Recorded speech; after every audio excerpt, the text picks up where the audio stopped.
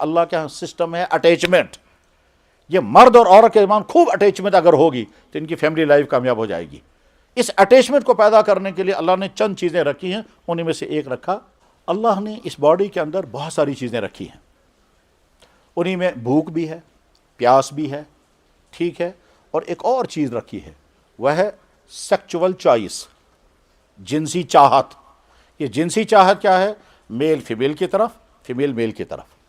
اس جنسی معاملات میں باتیں کرنے میں, باتوں میں بھی مزہ ہے, دیکھنے میں بھی مزہ ہے, ٹچ کرنے میں بھی مزہ ہے, چلنے میں بھی مزہ ہے, سوچنے میں بھی مزہ ہے. یہ اللہ نے ایک نظام بنایا.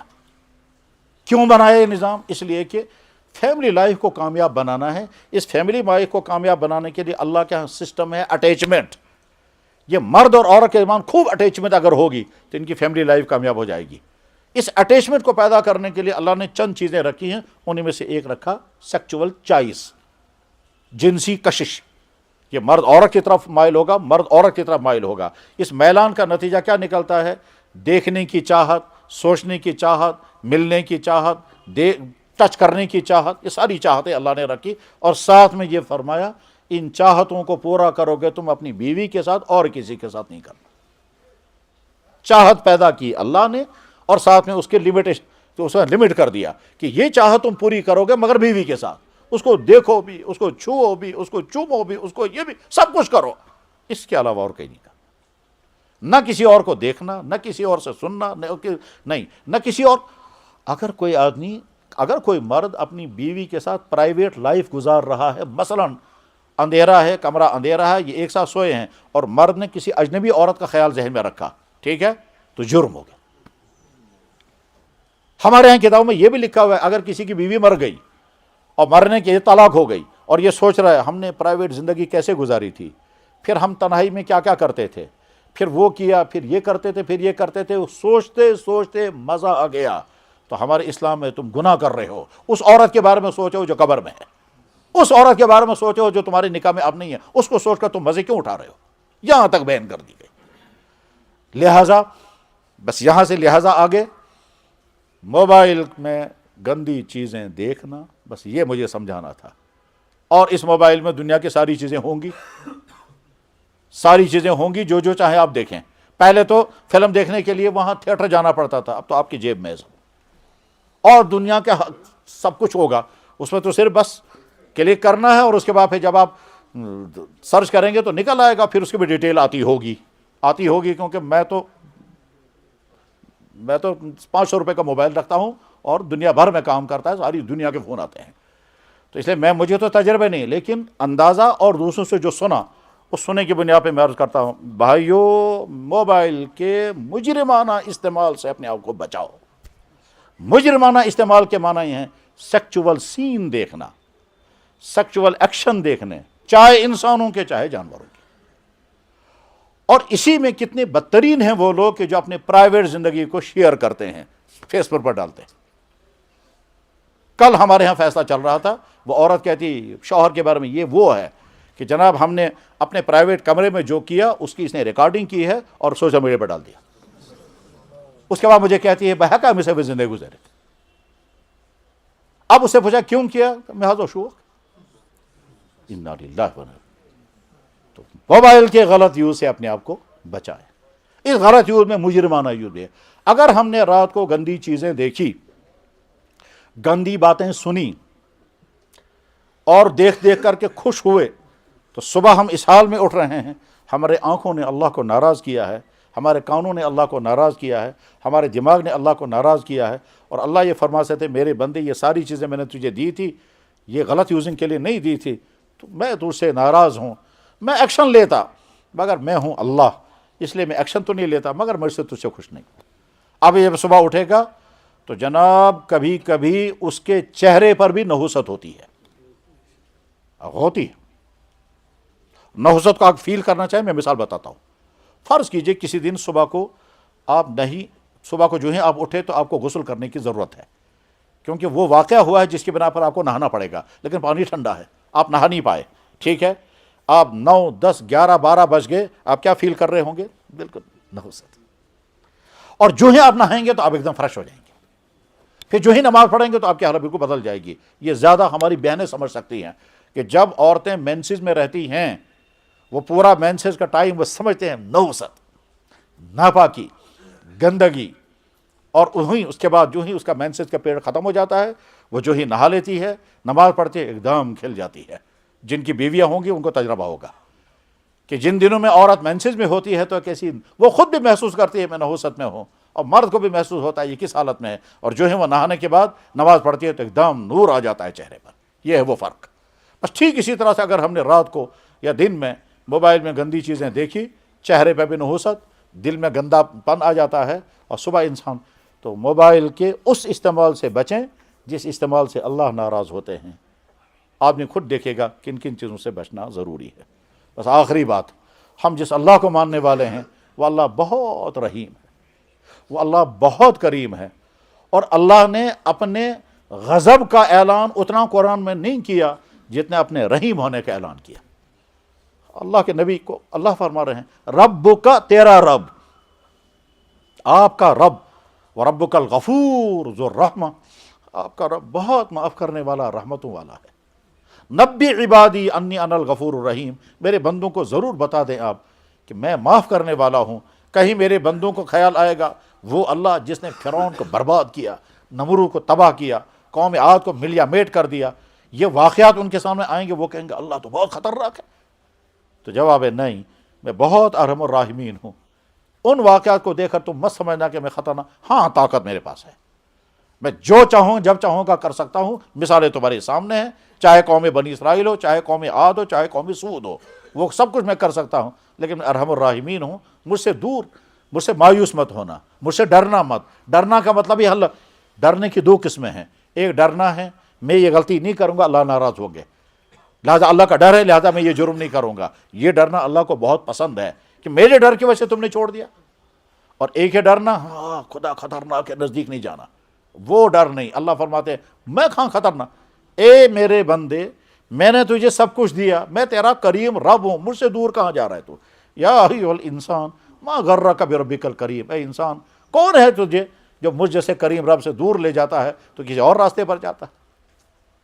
اور اسی میں بس آخری بات سمجھنی ہے کہ جب ایک طرف سے گناہ ہو اور ایک طرف سے اللہ ہیں، اللہ کہتے ہیں مت کرو، میرا جی چاہتا ہے میں کروں گا۔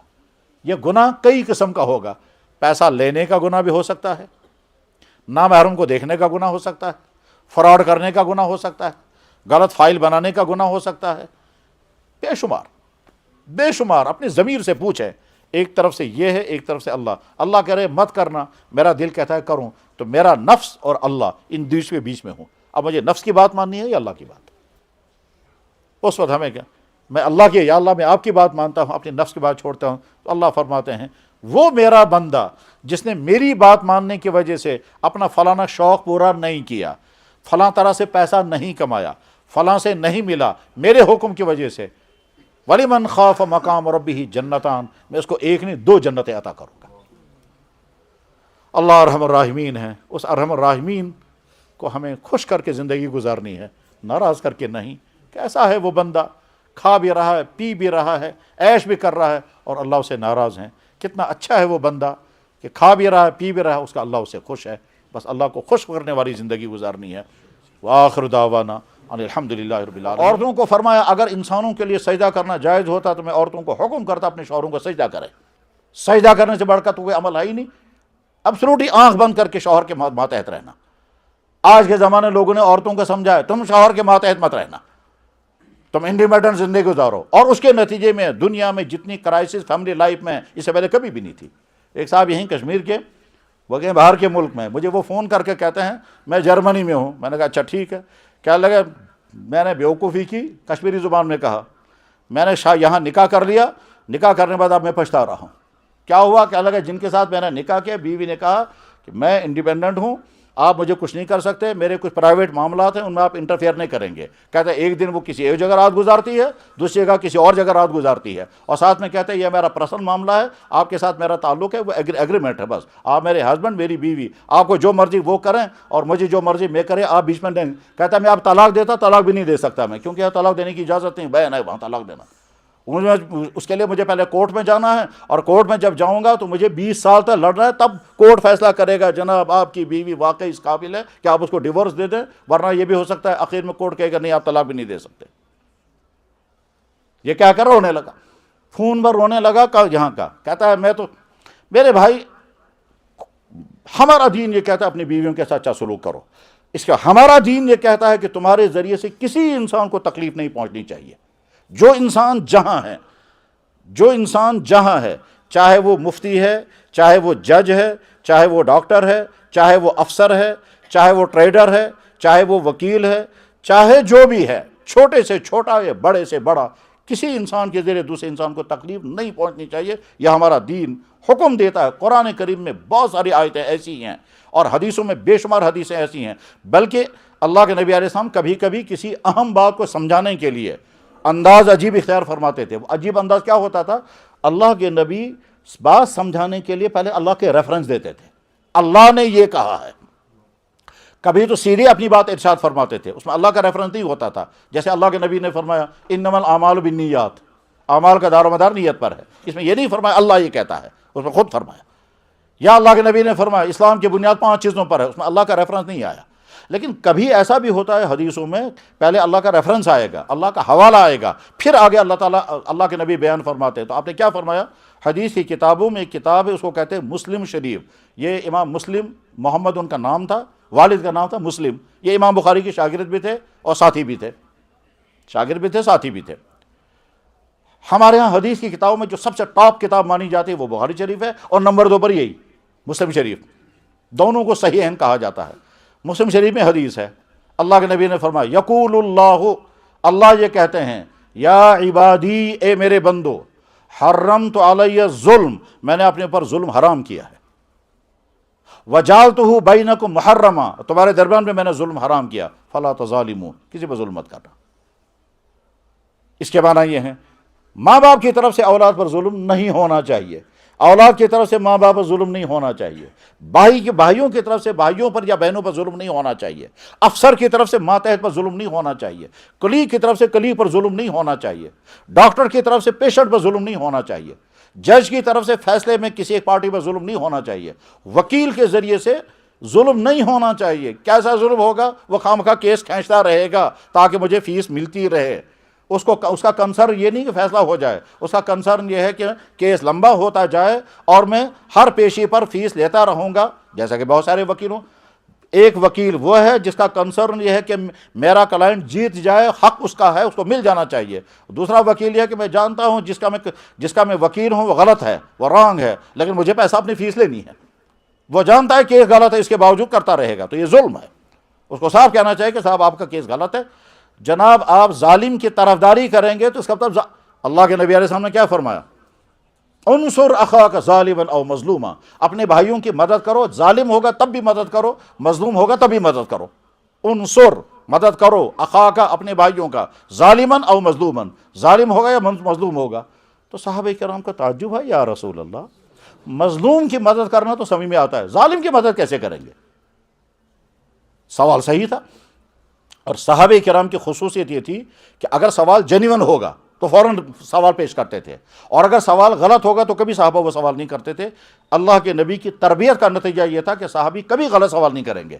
مثلا صحابہ نے کبھی نہیں کہا یا رسول اللہ جس اللہ کو آپ بتا رہے ہیں وہ اللہ ہمیں پہلے دکھائیے پھر ہم مانیں گے، نہیں، کیونکہ صحابہ جانتے تھے اللہ نظر آنے والی چیز نہیں ہے، جب ہم اللہ کو دیکھ کر مانیں گے وہ تو ایمان ہے ہی نہیں۔ تو کبھی صحابہ نے ڈیمانڈ نہیں کہ پہلے اللہ ہمیں دکھائیے۔ ہاں یہ ڈیمانڈ کی، کیا کہا؟ یا رسول اللہ قیامت کے دن اللہ کو دیکھیں گے؟ حل نرا ربنا، بخاری میں حدیث ہے، اور ایک جگہ نہیں 4-5 جگہ پر یہ حدیث ہے، اس وشونا بنن خدا حل نرا ربنا۔ اللہ کے نبی نے فرمایا ہاں ہاں بالکل، جیسے تم 14ویں رات کا چاند چمکتا ہوا دیکھتے ہو، کوئی مشکل نہیں، اسی طرح سے تم اللہ کو دیکھو گے، کذالک ترون ربکم۔ اور ایک جگہ فرمایا جس طرح سے تم دوپہر کو چمکتا ہوا سورج دیکھتے ہو اسی طرح سے تم اللہ کو قیامت کے دن کذالک ترون ربکم۔ ٹھیک، تو صحابہ کرام نے فوراً سوال کیا یا رسول اللہ ظالم کی مدد کرنے کا معنی کیا ہے؟ تو آپ نے فرمایا ظالم کی مدد یہ کہ اس کو ظلم سے روکو۔ کیسے روکیں گے؟ زبان سے کہو، اور ہاتھ سے اگر روک سکتے ہو تو ہاتھ سے روکنا ہوگا۔ میں اپنے ماتحت کو ظلم کرنے سے روک سکتا ہوں تو مجھے روکنا ہوگا، اور اگر میں ہاتھ سے نہیں روک سکتا زبان سے مجھے بولنا ہوگا۔ یہ ظلم کرنے والا چاہے کوئی بھی ہو۔ غرض یہ کہ اللہ نے جتنی چیزیں ہم پر لازم کی ہیں ان کو سیکھنا ہے، اور جتنی چیزیں حرام کی ہیں ان کو سمجھنا اور ان سے اپنے آپ کو بچانا ہے۔ جتنی چیزیں حرام کی ان کی لسٹ قرآن میں بھی ہے اور حدیثوں میں بھی ہے۔ اللہ کے نبی کبھی سمجھاتے تھے ڈیٹیل کے ساتھ اللہ نے کون کون سی چیزیں بین کر دی ہیں۔ اللہ نے قرآن میں نبی کو فرمایا کل، آپ کہیے تعالو اے میرے بندو آؤ، اتلو میں پڑھ کر سناؤں گا تمہیں، ما حرم ربکم تمہارے رب نے کون کون سی چیز تمہارے حرام کر دی ہے۔ آ جاؤ میں تمہیں پڑھ کر کے سناؤں گا تمہارے رب نے کون کون سی چیزیں تم پر بین حرام کر دی ہیں۔ پھر آگے بتائے یہ چیز بھی بین، یہ چیز بھی بین، یہ چیز بھی۔ اس میں بھی وان تقولوا علی اللہ ما لا تعلمون، اللہ کے بارے میں غلط بات مت کہنا کہ اللہ نے یہ کیا حالانکہ اللہ نہیں کیا ہوگا۔ جتنی چیزیں اللہ اور اللہ کے نبی نے یعنی ہمارے اسلام میں حرام کی ہیں وہ ہر ایمان والے کو سیکھنی سمجھنی ہے۔ دکاندار کو سمجھنا ہوگا میرے بزنس میں کون کون سی چیزیں حرام کر دی گئی ہیں، اسے مجھے اپنے آپ کو بچانا ہوگا۔ افسر کو سمجھنا ہوگا کہ میں افسری کی کرسی پر ہوں، اس کرسی پر بیٹھ کر کون کون سی چیز میرے اللہ میرے نبی نے مجھے حرام کی ہے۔ جو سڑک پر ڈیوٹی دے رہا ہے اس کو سمجھنا ہوگا کہ میں ایک ڈیوٹی دے رہا ہوں، اس ڈیوٹی میں کون کون سی چیزیں جو اللہ اور اللہ کے نبی نے میرے حرام کی ہیں، اور ساتھ میں اللہ نے اس کے لیے ایک نظام بنایا۔ اگر تم ان حرام کی ہوئی چیزوں کو چھوڑنے کے لیے تیار نہیں ہو تو سنو، ریکارڈنگ چل رہی ہے، اور ایک طرف سے میں خود دیکھ رہا ہوں کون کیا کر رہا ہے، دوسری طرف سے میں نے فرشتوں کی ڈیوٹی لگائی وہ سارا ریکارڈ بنا رہے ہیں، تیسری طرف سے تمہاری باڈی سارا ریکارڈ کر رہی ہے تم کیا کر رہے ہو۔ تو چار جگہ سے ریکارڈنگ ہو رہی ہے۔ پہلے زمانے میں سمجھ میں آتا تھا یا نہیں، آج تو سمجھ میں آ سکتا ہے، کیمرہ لگا ہوا ہوتا ہے، جو ہے آدمی کو پتہ چل جائے کیمرہ، اور کہیں لگا بھی ہوتا ہے آپ کیمرے کی آنکھ میں ہیں۔ مطلب کیا ہے؟ غلطی مت کرنا، وہ چیز مت کرنا جو تمہارے کھاتے میں جرم میں آ جائے گی، ٹھیک سمجھ کر کے۔ اللہ کا کیمرہ تو پہلے سے لگا ہوا ہے اور ہر انسان کے ساتھ لگا ہوا ہے۔ وہ جو چپراسی ہے اس کے لیے بھی اللہ کا کیمرہ لگا ہوا ہے، جو بڑی کرسی پر بھی اس میں اللہ کا کیمرہ، وہ اللہ کا کیمرہ مفتی کے لیے بھی لگا ہوا، آپ صحیح فتویٰ دے رہے ہیں غلط، وہ اللہ کے کیمرہ افسر کے لیے بھی لگا ہوا ہے، آپ کرسی پر بیٹھ کر ظلم کر رہے ہیں یہ عدل، وہ اللہ کا کیمرہ اس کے لیے بھی ہے جو فنڈز بانٹ رہا ہے، وہ اللہ کے کیمرہ ڈاکٹر کے لیے بھی آپ پیشنٹ کے ساتھ کیا سلوک کر رہے ہیں، وہ اللہ کا کیمرہ جج کے لیے بھی لگا ہوا ہے آپ کیسے فیصلے کر رہے ہیں، وہ اللہ کے کیمرہ بڑے والے کے لیے بھی، چھوٹے والے کے لیے بھی، چھوٹے والے کے لیے، وہ اللہ کے کیمرہ مرد کے لیے بھی، وہ اللہ کا کیمرہ رات کو بھی اندھیرے میں بھی دیکھ رہا ہے کون کیا کر رہا ہے، وہ اللہ کے کیمرہ اس وقت بھی ہے جب اندھیرا ہو چکا ہو اور موبائل کھول کر کے ہم دیکھیں تو جو دیکھ رہے ہیں اللہ ہمیں دیکھ رہا ہے، اور جو ہم سن رہے ہیں اللہ فرماتے ہیں تم مجھ سے چھپ نہیں سکتے، یستخفون من الناس، تم انسانوں سے چھپ سکتے ہو، ولا یستخفون من اللہ، اللہ سے نہیں چھپ سکتے۔ میں تمہارے دل کے اندر، اللہ تعالیٰ فرماتے ہیں میں نے تمہیں پیدا کیا، وَلَقَدْ خَلَقْنَا الْإِنسَانَ، میں نے انسان، وَنَعْلَمُ مَا تُوَسْوِسُ بِهِ نَفْسُهُ، اس کے دل میں جو خیالات آتے ہیں وہ بھی میں جانتا ہوں، جو تمہارے دل میں خیال ابھرے گا اس کو بھی میں جانتا ہوں، ایکشن ابھی نہیں لوں گا۔ ہاں تمہارے دل میں برا خیال آیا، میں جانتا ہوں تیرے دل میں برا خیال آیا، اس کے بعد جب اس برے خیال کے مطابق تم قدم اٹھاؤ گے وہاں سے میرا ایکشن شروع ہوگا، اچھا اب تم نے جرم شروع کر دیا، خیال آیا وہ تمہارے کنٹرول میں نہیں تھا، اگر تم نے خیال سے توبہ کر لی کہ یا اللہ برا خیال تھے میرے دل میں نہیں، لیکن اگر تمہارے دل میں خیال آیا وہ کہ خاتون جا رہی ہے اور بہت فیشنیبل ہے تو میں دیکھوں گا اس کی شکل کیسی ہے، اس کے کپڑے کیسے ہیں، اس کا چلنا کیسا ہے، ٹھیک ہے بہت اچھا، تمہارے دل میں خیال آیا پھر تم نے کہا نہیں تو بہت اچھا میں تمہیں انعام دوں گا، اور اگر تم نے اس خیال کے بعد تم نے شروع کر دیا وہ جو خیال آیا تھا اس کے بعد پھر تمہارا قدم شروع ہوا، اب میں نوٹ کر رہا ہوں، میرے فرشتے بھی نوٹ کر رہے ہیں، میں بھی نوٹ کر رہا ہوں، اور آگے چل کر کے تمہاری آنکھ بھی میرے سامنے گواہی دے گی اور تمہارے ہاتھ بھی گواہی دیں گے، اور اگر تم چل کر کے گئے تو تمہارے پاؤں بھی گواہی دیں گے۔ یہ ریکارڈنگ ہو رہی ہے قرآن میں، اللہ تعالیٰ شانو 3 جگہوں پر یہ بات ارشاد فرماتے، 3 جگہوں پر آیتیں ہیں۔ اللہ نے ہم کو ایمان کی دولت عطا فرمائی، الحمدللہ ہم ایمان والے ہیں۔ ایمان والا ہے تو یہ ایمان والا مسجد میں بھی ایمان والا ہے، یہ دفتر میں بھی ایمان والا ہے، یہ سڑک پر بھی ایمان والا ہے، یہ فنکشن میں بھی ایمان والا ہے، یہ اپنے پرائیویٹ کمرے میں بھی ایمان والا ہے، یہ بیوی کے ساتھ زندگی گزارا اس وقت بھی ایمان والا ہے، اور یہ آرڈر لکھ رہا ہے اس وقت بھی ایمان والا ہے۔ ہر وقت آدمی کو سمجھنا ہے میں ایمان والا ہوں، اور ہمارے لیے رول ماڈل محمد رسول اللہ صلی اللہ علیہ وسلم ہے، جن سے بڑی کرسی کسی کے پاس نہیں۔ آپ نے اس کرسی پہ بیٹھ کر کیا کیا کہ جناب اللہ کے نبی دنیا سے رخصت ہوئے اس حال میں کہ ان کے بیوی، ان کی ازواج مطہرات کے لیے کھانے کا کوئی انتظام نہیں تھا۔ بخاری میں حدیث ہے، حضرت عائشہ فرماتی ہیں جناب رسول اللہ صلی اللہ علیہ وسلم دنیا سے رخصت ہو گئے اور اپنی بیویوں ازواج مطہرات کے کھانے پینے کے لیے جو منگوایا تھا ادھار، اور اس کے لیے اپنی خاص چیز گرو رکھی تھی، مارگیج، اور اللہ کے نبی چلے گئے، وہ چیز چھڑا نہیں سکے، وہ اسی یہودی کے پاس رہ گئی، تب ازواج مطہرات کو کھانا ملا۔ 12 لاکھ مربع میل پر جس کی حکومت چل رہی ہے، اس کے بیوی بچوں کو کھانے کی چیز نہیں تھی۔ رول ماڈل محمد رسول اللہ۔ بس اللہ نے ہم کو بہت کچھ عطا کیا۔ میں نے بات یہاں سے سٹارٹ کی تھی، کیا جو ہے اگر یہ نہ ہوتا تو کیا ہوتا، عقل اس کے لیے استعمال کریں۔ ایمان ہے نہ ہوتا تو کیا ہوتا، روزگار ہے بے روزگار ہوتے تو کیا ہوتا، اولاد ہے بے اولاد ہوتے تو کیا ہوتا، صحت ہے بیمار ہوتے تو کیا ہوتا۔ لا علاج بیماریوں سے ہم بچے ہوئے ہیں، ان کو دیکھیں جو ہسپتالوں میں پڑے ہوئے ہیں، ٹھیک۔ گھر ہے نہ ہوتا تو کیا ہوتا، ہر چیز یہ ہے نہ ہوتا تو کیا ہوتا۔ اس کے بعد پھر جو ہے اس کا غلط استعمال اگر ہو رہا ہے تو توبہ کرنی ہے۔ اللہ کے نعمتوں پر شکر، نعمتیں بے شمار تو شکر بھی بے شمار۔ اللہ کی حرام کی ہوئی چیزوں سے پرہیز، گناہوں سے پرہیز، اور گناہ ہو رہے ہیں تو اللہ سے معافی بھی، اور بار بار چیک کرنا ہے مجھ سے غلطیاں تو نہیں کہیں ہو رہی ہیں، اور اگر کہیں غلطیاں ہو رہی ہیں تو اپنے آپ کو سدھار کرنا ہے۔ ہمارے دین کی بہت بڑی خوبی، بہترین خوبی، اللہ اکبر، کیسی ہے؟ اللہ تعالیٰ فرماتے ہیں میرے بندو مجھ سے مایوس مت ہونا۔ پھر اللہ اپنے بارے میں فرماتے ہیں تمہارے رب نے اپنے ذمہ لازم کر رکھا ہے کہ اگر ان بندوں سے غلطی ہو جائے تو ایکشن مت لینا۔ کتب ربکم، تمہارے رب نے اپنے ذمہ لازم کیا، لکھ کے رکھا، آرڈر کیا اپنے آپ کو۔ کتبہ کا ترجمہ کرنا بہت مشکل ہے، اللہ نے اپنے لیے پتھر کی لکیر بنا کر لکھ کے رکھا ہے، اور رحم کرنا بندوں پر، اگر ان سے غلطی ہو جائے تو پکڑ مت کرنا۔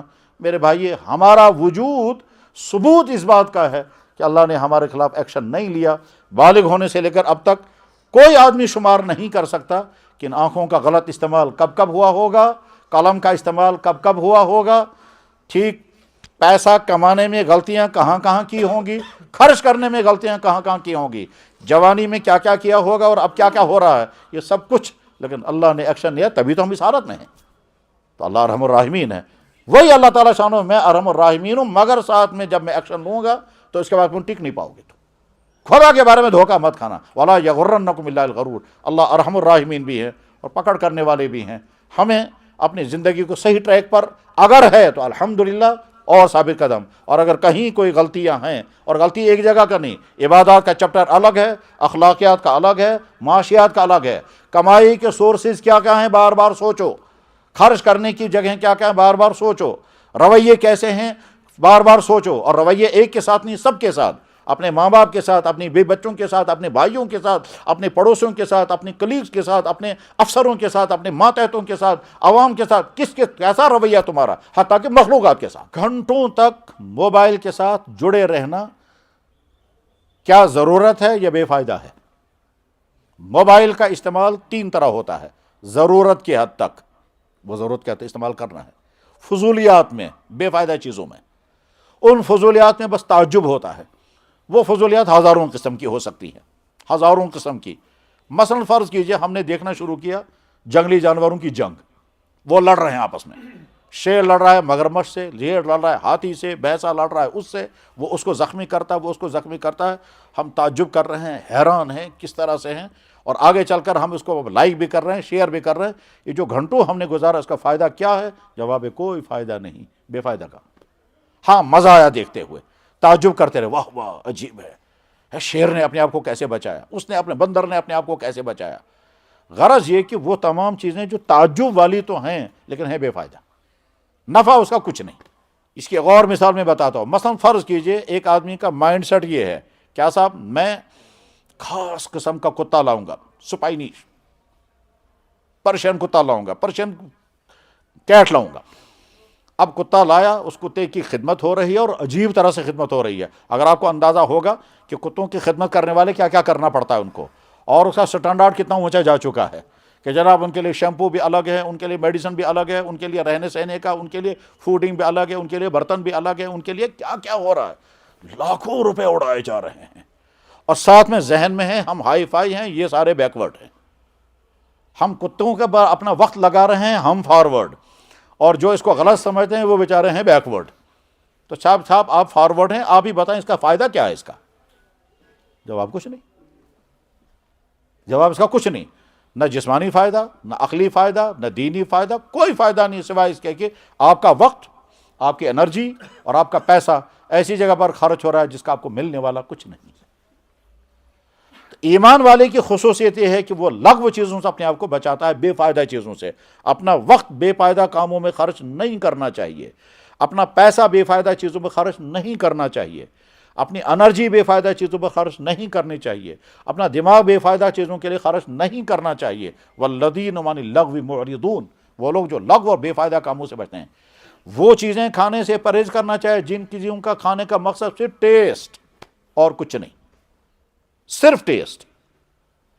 چنانچہ مارکیٹ کی اکثر چیزیں کھائی جا رہی ہیں صرف ٹیسٹ کی وجہ سے۔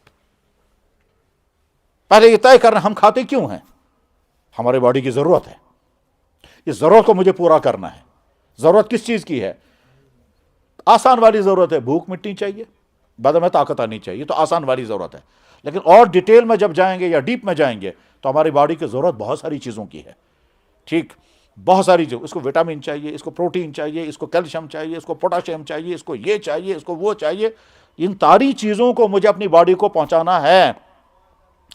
میری ہڈیاں کمزور نہیں ہونی چاہیے، مجھے وٹامن ڈی پہنچانا ہے۔ میری فلانی چیز ٹھیک رہنی چاہیے، مجھے فلانی چیز پہنچانی ہے۔ اس باڈی کو یہ ساری چیزیں میں دوں گا۔ اس وقت مجھے یہ نہیں دیکھنا ہے وہ چیزیں ٹیسٹ فل ہیں یا نہیں، اس وقت مجھے یہ دیکھنی میری باڈی کی ضرورتیں ان سے پوری ہو رہی ہیں یا نہیں، ٹھیک ہے۔ تو اس کا مطلب کیا ہوا؟ ہم کھاتے اس لیے ہیں تاکہ ہماری ہیلتھ ٹھیک رہے، ہم کھاتے اس لیے ہیں تاکہ ہماری باڈی کو جن چیزوں کی ضرورت ہے وہ چیزیں پوری ہو جائیں۔ اس کے مقابلے میں اگر ہم کھائیں گے اس لیے تاکہ ٹیسٹ آ جائے، مزہ آ جائے، اور چاہے ہیلتھ ہو یا نہ ہو، تو نادانی۔ تو مارکیٹ کی بے شمار چیزیں وہ کھائی جا رہی ہیں جو صرف ٹیسٹی بنیاد پر کھائی جاتی ہیں، ہیلتھ بنیاد پر نہیں۔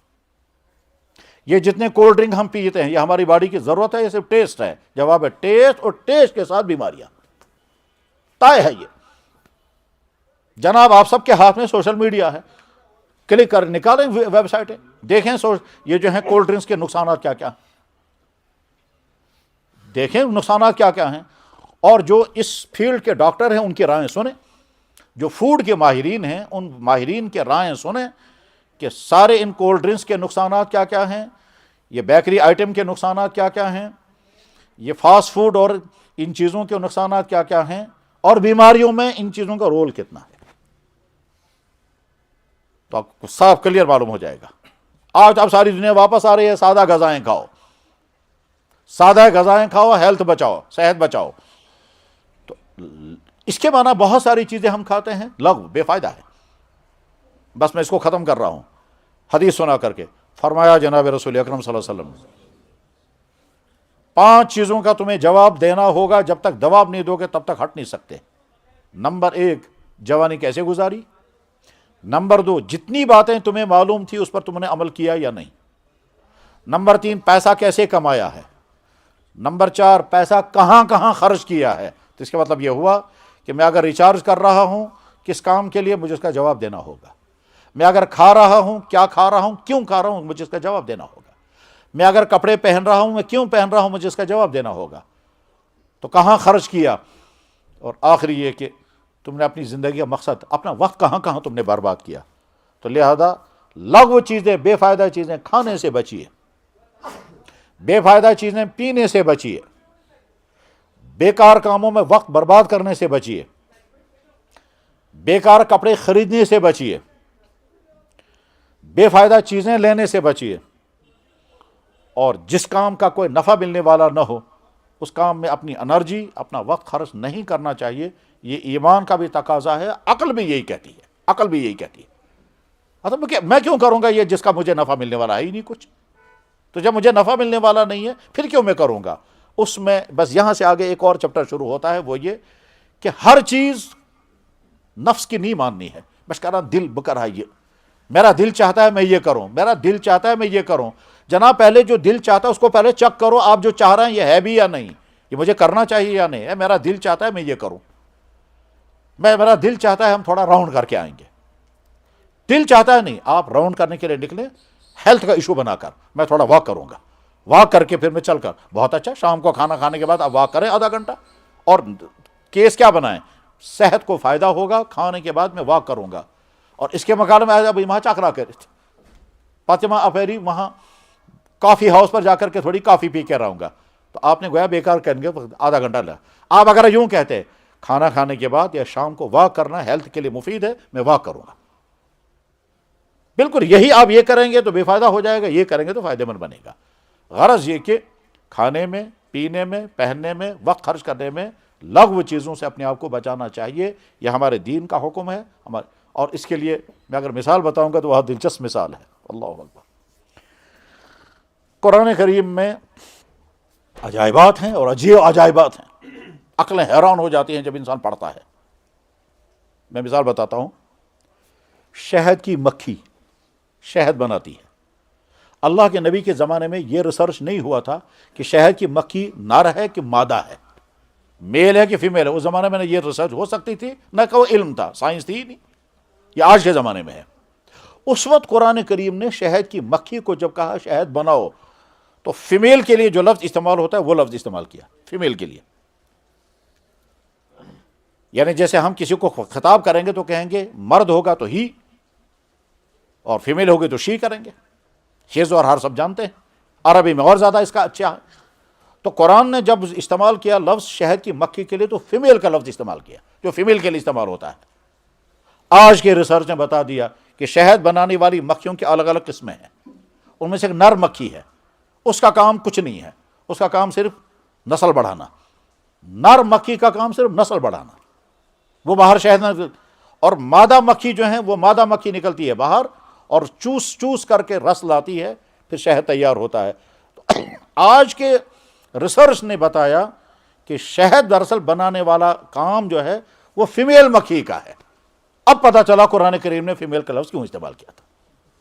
قرآن سچی کتاب. تو اسی طرح سے قرآن کریم میں ایک سورت ہے، اس کا نام رکھا گیا سورہ نمل، سورہ ری. یہ عجیب نام. اس سورت میں حضرت سلیمان علیہ السلام کا عجیب و غریب واقعہ ہے. تو حضرت سلیمان علیہ السلام کا نام رکھا جاتا سورت کا، جیسے سورہ ابراہیم ہے، سورہ آل عمران ہے. تو سورہ سلیمان نام رکھا جاتا کیونکہ حضرت سلیمان علیہ السلام کا واقعہ اس میں ہے اور حیرت انگیز واقعہ ہے. سلیمان علیہ السلام کی حکومت پوری دنیا پر تھی، جنات پر بھی ان کی حکومت تھی. لیکن اسی صورت میں واقعہ ہے چونٹی کا، تو چونٹی کا نام رکھا گیا سورہ ری. کیوں رکھا گیا؟ اس کی بہت ساری وجوہات میں سے ایک وجہ یہ ہے کہ چونٹی تمہارے لیے رول ماڈل ہے. اس معنی کے اعتبار سے وہ کبھی کوئی بے فائدہ کام نہیں کرتی، وہ کبھی لغو کام نہیں کرتی، وہ اپنی زندگی کے ایک سیکنڈ میں ضائع نہیں کرتی. وہ آپس میں لڑیں گے نہیں، فالو کرنا ان کا مزاج ہے، ٹھیک، کمیونیکیشن ان کا سسٹم ہے، آپس میں ٹکراؤ نہیں کریں گے، اپنا وقت برباد نہیں کریں گے، بے قاعدہ نہیں، بلکہ اتنا عجیب و غریب سسٹم ہے. چونٹی مکھی دیکھتی ہے سردیاں آنے والی ہیں، ہمیں سٹاک رکھنا ہے، کہیں 3 مہینے کے لیے رکھنا ہے، کہیں 6 مہینے کے لیے رکھنا ہے. اس کے لیے وہ پورا پروسیس کرے گی. پہلے زمین کے اندر مکان بنائے گی، زمین مٹی کھودے گی، سوراخ بنائے گی، پھر باہر سے فوڈ وہاں پہنچائے گی. اس فوڈ کے بارے میں خطرہ ہوگا اس کو کہ یہ اگر گیلا ہے، دانہ اگر گیلا ہے تو خراب ہو جائے گا. اس گیلے کو پہلے سکھائے گی، اس کو دھوپ میں رکھے گی، دھوپ میں رکھنے کے بعد پھر آ کے چیک کرے گی یہ سوکھ گیا، پھر وہ لے جا کر کے اندر پہنچائے گی. ٹھیک اس طرح سے. اور ان دانوں میں سے کچھ دانے ایسے ہوتے ہیں جو مٹی میں جائیں گے تو اگ جائیں گے. تو جن دانوں کے بارے میں سے پتا ہے یہ مٹی میں ملے گا تو اگ جائے گا، اس دانوں کے 2 ٹکڑے کر دیتی ہے تو وہ اگ نہیں پاتا ہے. اور کچھ دانے ایسے ہیں جو 2 ٹکڑے ہونے کے باوجود اگ جائیں گے، ان کے 4 ٹکڑے کر دیتی ہے. چونٹیوں کو کبھی لڑتے ہوئے نہیں دیکھیں گے. چونٹیوں میں کوآپریشن ہے. کوآپریشن کا مطلب کیا ہوتا ہے؟ انہوں نے دیکھا وہ ہمارا شکار ہے، کیڑا مرا ہے، یہ ہمارا فوڈ ہے، ہم اس کو مگر کھینچ نہیں پاتی. وہ ہے کچھ چھوٹی، مرا ہوا کیڑا ہے بڑا، ٹھیک، کاکروچ. اب وہ کھینچ نہیں پائے گی تو سب کو بلا کے لائے گی، پوری ٹیم آئے گی، اور ٹیم آنے کے بعد پھر بالکل کوآپریشن کے اس کو کھینچیں گے. اور اگر نہیں کھینچا جائے گا تو اس کو پیس کریں گے، اس کے ٹانگیں الگ نکالیں گے، اس کا سر الگ نکالیں گے، اور نکالنے کے لیے بھی ان کے پاس پورا پروسیس ہے. اس کے بعد ایک ایک پیس لے جا کر کے فوڈ بنائیں گے. یہ سارا کیریکٹر ہے ایک چونٹی کا. ٹھیک ہے. اللہ تعالیٰ نے فرمایا تمہارے رول ماڈل یہ سورہ موچر، شہد کی مکھی کے نام پر سورت ہے قرآن کریم میں. بس بات ختم ہو گئی. لغو چیزوں سے اپنے آپ کو بچانے کا اہتمام کرنا چاہیے. بے فائدہ کام، بے فائدہ کمنٹس، بے فائدہ موبائل یوزنگ، بے فائدے کھانے، بے فائدے پینے، ان تمام چیزوں اپنے ایمان والوں کی خصوصیت یہی ہے. خصوصاً خاص طور پر ٹائم ویسٹ کرنے سے بچیے. بے شمار انسانوں کا لوگوں ٹائم بس ہو رہا ہے موبائل میں. ایک ہے اس کی ضرورت میں استعمال کرنا ہے، چاہے وہ آپ ضرورت کون کون سی ہے وہ آدمی خود ڈیسائیڈ کرے گا، لیکن ضرورت کے باہر جو موبائل کا استعمال ہوتا ہے بس بات ختم ہو گئی. مبارکباد دی اللہ کے نبی نے، اور مبارکبادی کے لیے وہ لفظ استعمال کیا جو لفظ اللہ تعالیٰ شانہ جنت والوں کو مبارکبادی دیتے ہوئے استعمال کریں گے، وہ لفظ طوبہ. جب جنت والوں کو مبارکباد دی جائے گی اللہ کی طرف سے یا فرشتوں کی طرف سے، لفظ طوبہ بولا جائے گا. یہ ٹرم ہے وہاں کی. سلام علیکم طبتم طوبہ لکم، طوبہ کا لفظ قرآن میں ہے. یہی لفظ طوبہ اللہ کے نبی علیہ السلام نے استعمال فرمایا طوبہ خوشخبری مبارک اس انسان کو لمن رآنی، جس نے مجھے دیکھا، وہ آمن بھی اور ایمان بھی لایا. یہ تو صحابہ کرام کو ہوا، ہم اس میں نہیں ہیں، کیونکہ آپ نے فرمایا جس نے مجھے دیکھا پھر ایمان لایا، تو یہ ان کو مبارکباد دی. اس کے بعد آگے فرمایا وطوبہ 7 مرات، 7 مرتبہ مبارک اس انسان کو جس نے مجھے دیکھا تو نہیں ہوگا اور پھر بھی کہتا ہوگا ہمارا نبی محمد رسول اللہ. یہ حدیث کہاں ہے؟ جواب حدیث کی بہت بڑی کتاب ہے، اس کتاب کا نام ہے مسند احمد ابن حنبل. یہ امام احمد ابن حنبل امام بخاری کے استادوں میں سے تھے اور امام شافعی کے شاگرد تھے. انہوں نے حدیث کی کتاب لکھی ہے، تقریباً 25-30 ہزار حدیثیں اس میں ہیں. حدیث کی باقی کتابوں میں تو اس سے بہت کم حدیثیں ہیں، لیکن مسند احمد ابن حنبل میں 25 سے 28 ہزار حدیثیں ہیں. اس میں یہ کتاب حدیث موجود ہے جس میں اللہ کے نبی علیہ السلام فرما رہے ہیں طوبیٰ لمن رآنی وآمن بی وطوبیٰ 7 مرات لمن لم یرانی وآمن بی. 7 مرتبہ مبارک اس انسان کو جس نے مجھے دیکھا اور ایمان قبول کی، نہیں 1 مرتبہ مبارک اس انسان کو جس نے مجھے دیکھا اور ایمان قبول کیا، اور 7 مرتبہ مبارک اس انسان کو جس نے مجھے نہیں دیکھا ہوگا پھر بھی ایمان قبول کیا ہوگا. اس پہ سوال پیدا ہو جائے گا ان کو 1 مرتبہ اور ہمیں 7 مرتبہ کیوں؟ تو جواب ہے انہوں نے دیکھا پھر مانا، ہم نے نہیں دیکھا. ہم نے نہیں دیکھا پھر بھی ہم نے مانا، تو دیکھا نہیں تو مانا کیوں؟ تو اس کی لمبی ڈیٹیل ہے.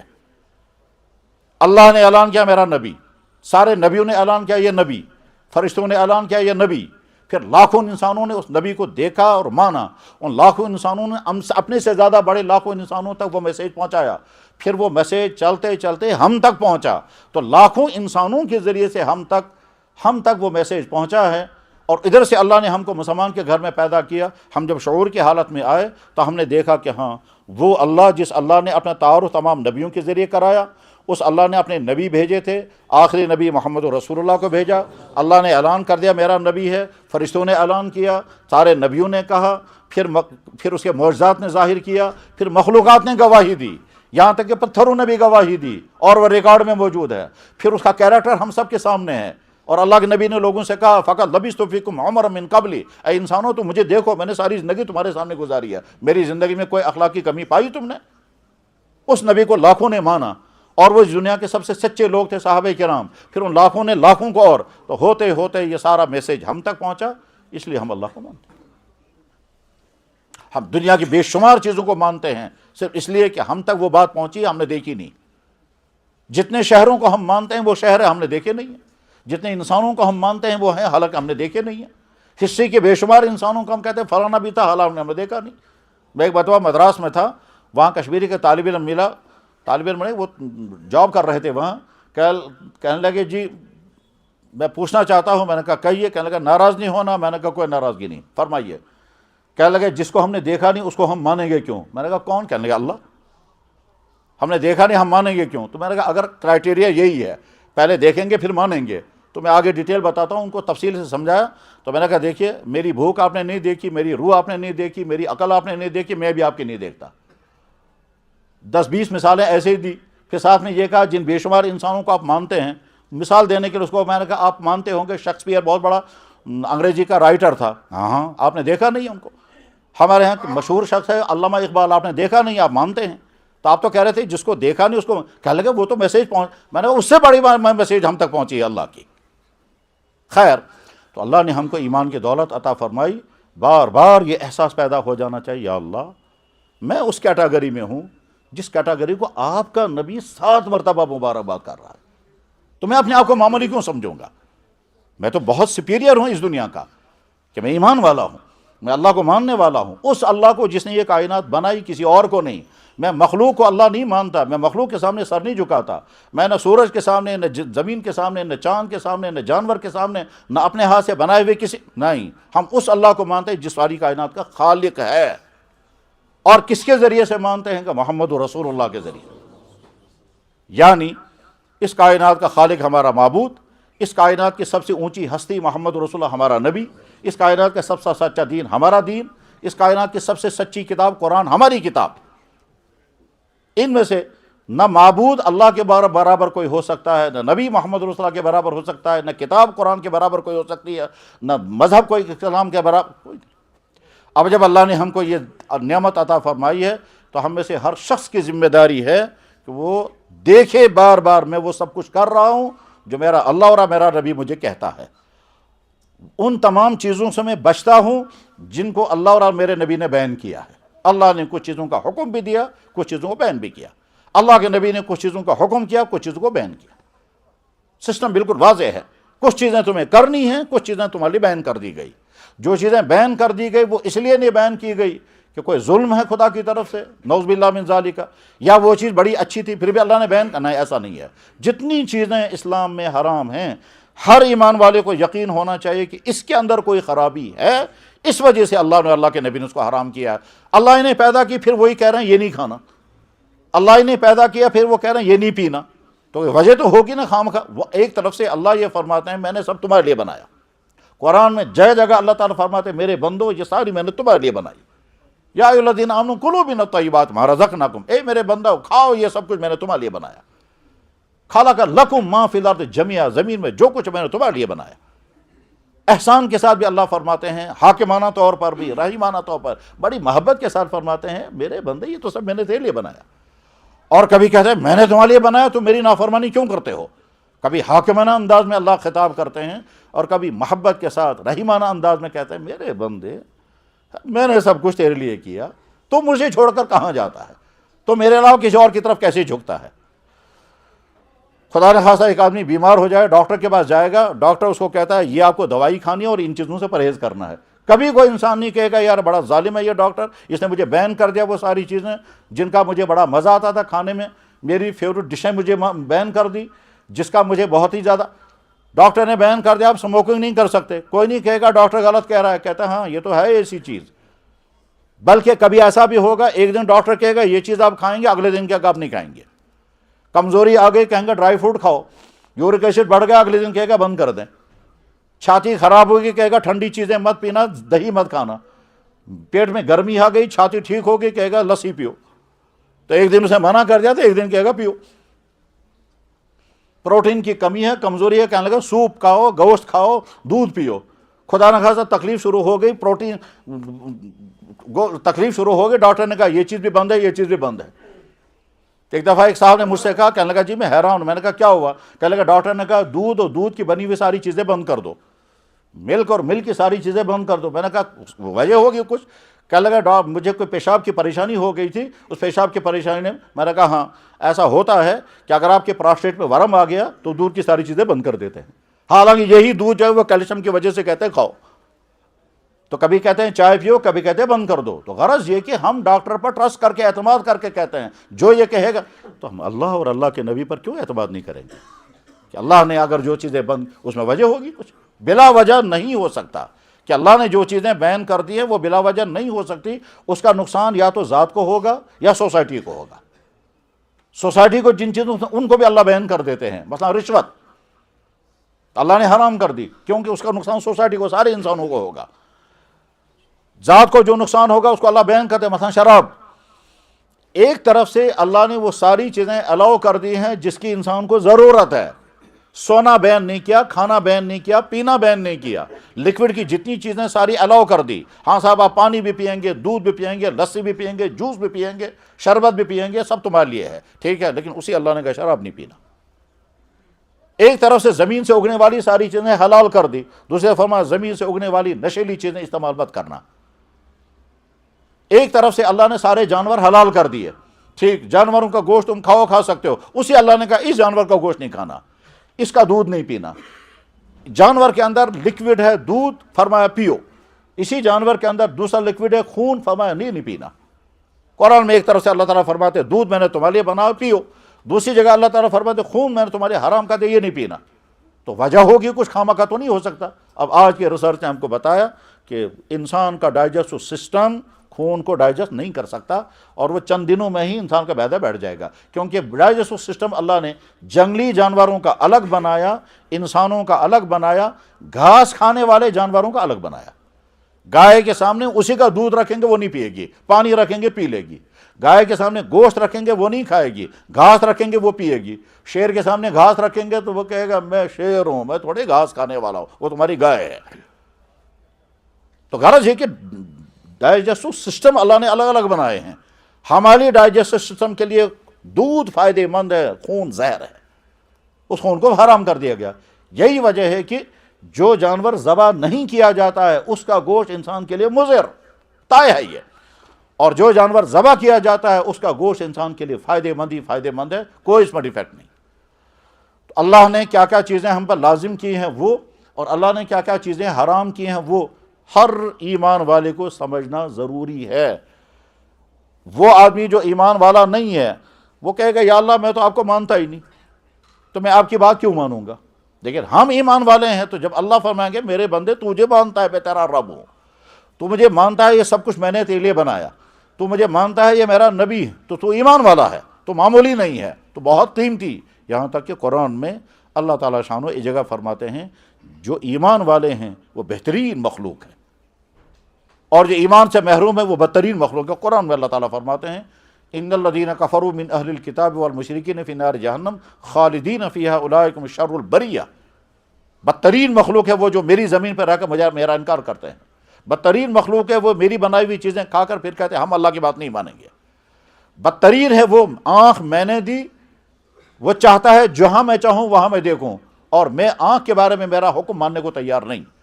دماغ میں نے دیا، وہ چاہتا ہے دماغ تو میں استعمال کروں گا مگر اپنی مرضی سے، آپ مجھے دماغ دیں استعمال میں اپنی مرضی سے کروں گا. یا اللہ جوانی آپ مجھے دے دیں مگر جوانی کا استعمال میں اپنی مرضی سے کروں گا. یا اللہ عہدہ مجھے ملنا چاہیے مگر عہدے کے استعمال میں اپنی مرضی سے کروں گا. یا اللہ روزگار مجھے ملنا چاہیے مگر روزگار کمانے کا طریقہ میرا اپنا ہوگا، روزگار میں دوں گا اور استعمال کا طریقہ تمہارا اپنا. اسی کو اللہ فرماتے ہیں تو نمک حرامی ہے کہ میں دوں گا اور کیوں کہو کہ نہیں، چیز آپ کی، آرڈر میرا اپنا چلے گا، جہاں جیسے میں چاہوں استعمال کروں گا. ان الذین کفروا من اہل الکتاب والمشرکین فی نار جہنم خالدین فیہا اولئک هم شر البریہ، بدترین مخلوق ہے. اور ان الذین آمنوا وعملوا الصالحات اولئک هم خیر البریہ، وہ بہترین مخلوق. اللہ نے ہم کو ایمان والا بنایا. ہماری ذمہ داری اب کیا ہیں؟ نماز ہر ایمان والے پر فرض ہے، کسی حال میں معاف نہیں.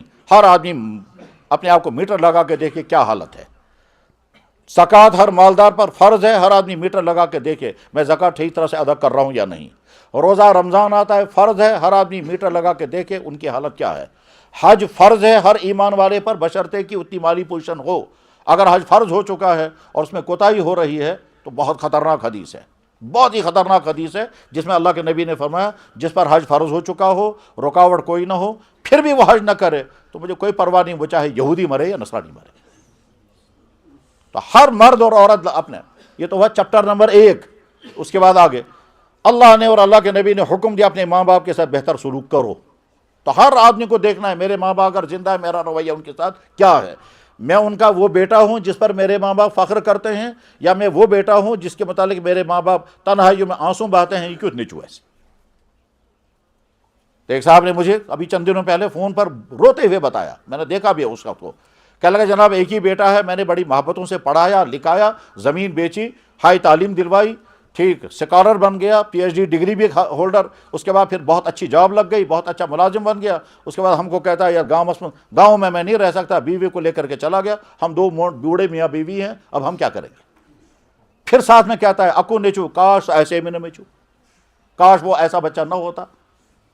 تو ہر ایمان والا دیکھے میں اپنے ماں باپ کا بیٹا بیٹی ہوں، میرا رویہ ان کے ساتھ کیسا ہے اگر وہ زندہ ہیں، اور اگر وفات پا چکے ہیں تو پھر اب آج تو آپ کوئی خدمت نہیں کر سکتے، ہاں ان کے لیے دعائیں کر سکتے ہیں، اور وہ دعا اللہ نے وہیں سے سکھائی. اس دعا سے پتہ چلتا ہے کہ اللہ کے ہاں ماں باپ کا درجہ کتنا ہے. جن کے نکاح ابھی نہیں ہوئے ہیں وہ یہ دیکھیں کہ ہم ابھی جوانی کی زندگی گزار رہے ہیں. اس جوانی کی زندگی میں بے شمار خطرات ہیں بگڑنے کے، خراب ہونے کے، بری عادتوں کے. اگر اپنے آپ کو بچا پا رہے ہیں تو بہت اچھی بات ہے، اور اگر کوئی خرابی آ گئی ہے تو اپنے آپ کو بچائیں۔ آج کے زمانے میں جو چند بڑے اور مشکل مسائل ہیں، انہی مسائل میں سے آج کے جوان کا، آج کی سوسائٹی کے برائیوں سے اپنے آپ کو بچانا، اور اس کے لیے باقاعدہ جنگ کرنی پڑے گی، اپنے آپ سے تباہ بچ سکیں گے، اور قدم قدم پر جنگ کرنی ہوگی۔ آنکھوں کے لیے الگ جنگ کرنی ہوگی، کانوں کے لیے الگ جنگ کرنی ہوگی۔ جی چاہے گا فلانی چیز سنیں، جی چاہے گا فلانی چیز دیکھیں، جی چاہے گا فلانی چیز کھائیں، جی چاہیں گے فلانی جگہ جائیں، جی چاہے گا فلانے سے ملیں۔ یہ جو جی چاہے گا اور اسے آپ لڑیں گے تو یہی جنگ ہے کولڈ وار۔ اس کے بعد اپنے آپ کو بچا سکیں گے، ورنہ ایسا ہو سکتا ہے کہ آپ پہلے کچھ اور تھے، اب کچھ اور ہیں۔ پہلے آپ کچھ کسی اور حالت میں تھے، آپ کی اخلاقی حالت کچھ اور تھی، آپ کا کیریکٹر کچھ اور تھا، اور آج آپ کا کیریکٹر کچھ اور ہو چکا ہے۔ اور اس میں آگے پہلے جب وہ اللہ کے ناراض کر کے زندگی گزارنے والا پھر یہ سوچے گا میں خوش، ہاں کچھ دنوں تک خوشی رہے گی، اس کے بعد پھر اب اللہ کی طرف سزا، ڈپریشن ہوگا، اینزائٹی ہوگی، ناکامیاں ہوں گی، تعلیم مکمل نہیں ہو پائے گی، زندگی برباد ہوگی، بری عادتیں لگے گی، سکون کے لیے ڈرگز کرنے لگیں گے، اس سے صحت تباہ ہوگی، مردانگی ختم ہوگی، ڈائجسٹو سسٹم فیل ہو جائے گا۔ آج کے زمانے کے جوانوں کی جو بیماریاں اخلاقی اور جسمانی ہیں، اس سے پہلے کبھی نہیں تھی، اور اس جوان کو باہر سے کوئی نہیں سمجھائے گا، خود ہی جناب آپ کو بچنا ہوگا۔ اگر آپ نے اپنے آپ کو بچایا تو بچ پائیں گے نہیں، اور اگر شادی ہو گئی ہے تو اپنی بیوی، اپنی فیملی لائف کو کامیاب بنانا اللہ اور اللہ کے نبی کا حکم ہے، اور فیملی لائف کو کامیاب بنانے کے لیے رویے ٹھیک کرنے ضروری ہے، تب آپ کی فیملی لائف کامیاب ہوگی۔ رویے ٹھیک نہیں ہوں گے، لوگ سمجھتے ہیں یہ چیز بھی ہوگی، یہ چیز بھی ہوگی، یہ چیز بھی ہوگی تو ہم خوش رہیں گے۔ چیزوں سے خوشی بعد میں آتی ہے، رویوں کی بنیاد پر خوشی پہلے ملتی ہے۔ رویے اگر ٹھیک ہیں میاں بیوی کے تو جناب جھونپڑیوں میں رہیں گے تو خوش رہیں گے، اور اگر رویے ٹھیک نہیں ہیں تو محلوں میں بھی، محلات میں بھی، پیلسوں میں بھی لڑتے رہیں گے۔ رویے ٹھیک ہیں تو نچلے درجے کا انسان، ان پڑھ انسان، غریب انسان، لیبر کلا انسان بھی خوش ہے، اور اگر خدا نخواستہ رویے ٹھیک نہیں ہیں تو دولت بھی ہے، عہدے بھی ہیں، عزت بھی ہیں، گھر میں سکون نہیں ہے، کیونکہ رویے ٹھیک نہیں۔ پہلے رویے چاہیے، اپنے رویے ٹھیک کرنے کا مزاج بنانا۔ اللہ کے نبی علیہ السلام چاہتے یہ تھے کہ میرے امتی کا ہر گھر خوشیوں والا گھر بنے، اس لیے مردوں کو الگ حکم دیتے تھے، عورتوں کو الگ حکم دیتے تھے، شوہروں کو کہتے تھے بیویوں کے ساتھ ایسے گزارو، فرمایا کیا تم میں سب سے بہتر انسان ہے جو بیوی کے ساتھ اچھا سلوک کرے، اور عورتوں کو فرمایا اگر انسانوں کے لیے سجدہ کرنا جائز ہوتا تو میں عورتوں کو حکم کرتا اپنے شوہروں کو سجدہ کرے۔ سجدہ کرنے سے بڑھ کر تو کوئی عمل ہے ہی نہیں، ابسولوٹلی آنکھ بند کر کے شوہر کے ماتحت رہنا۔ انسان کو اللہ نے جو بے شمار چیزیں عطا کی ہیں ان میں سے ایک اہم ترین چیز عقل بھی ہے۔ اگر یہ عقل انسان کو نہ ہوتی تو انسان اور جانور میں کوئی فرق نہیں رہے گا، لیکن انسان جن چند چیزوں کی وجہ سے دوسری تمام مخلوقات سے برتر، اہم اور سپیریئر ہے، ان میں سے ایک چیز عقل بھی ہے۔ عقل کا کام سوچنا ہے، غور کرنا ہے، نفع و نقصان کو سمجھنا ہے، چیزوں کو جوڑ کر کے تیسری چیز تیار کرنا ہے، بلکہ عقل ہی کا نتیجہ ہے کہ آج کے زمانے کی تمام فیسلٹیز یہ کہاں سے وجود میں آئی کہ انسان نے اپنی عقل، اپنے تجربے، اپنی سائنس، اپنی صنعت کے نتیجے میں سب کچھ کیا۔ جتنی آج سہولیات اور فیسلٹیز ہیں وہ ساری انسان کی عقل کی محنتوں کا نتیجہ ہے، اور عقل اللہ نے انسان کو عطا کی ہے۔ اس عقل کا ایک اہم ترین کام ہے سوچنا۔ کیا کیا سوچنا؟ بے شمار چیزیں، بلکہ ساری چیزیں انسان سوچتا ہے پھر کرتا ہے۔ انسان کا ہر ایکشن پہلے کسی سوچ کا نتیجہ ہوتا ہے جو اس نے سے سوچا ہوگا۔ سوچنے کے بغیر انسان کوئی ایکشن کر ہی نہیں سکتا، کوئی قدم اٹھے گا ہی نہیں تب تک جب تک انسان سوچے گا نہیں۔ انسان سوچتا ہے مجھے یہ کرنا ہے، اس کے بعد پھر پلاننگ کرتا ہے، اور اس کے بعد پھر اس کے لیے قدم اٹھاتا ہے اور اسباب جمع کرتا ہے۔ اس عقل کے سوچنے کا ایک اہم ترین نقطہ یہ بھی ہے کہ انسان یہ سوچے جو کچھ میرے پاس ہے اگر یہ نہ ہوتا تو کیا ہوتا۔ اس کو بھی سوچنا ہے جو بولا جا رہا ہے، جو میرے پاس ہے اگر یہ نہ ہوتا تو کیا ہوتا۔ اب ہم غور کریں گے ہمارے پاس کیا کیا ہے جن میں سے کوئی چیز نہ ہوتی تو کیا ہوتا۔ پہلی چیز، ہمارے پاس ایمان ہے، اگر نہ ہوتا تو کیا ہوتا۔ کیا ہوتا جب اس کو سوچنے لگے گے تو بہت کچھ ہوتا۔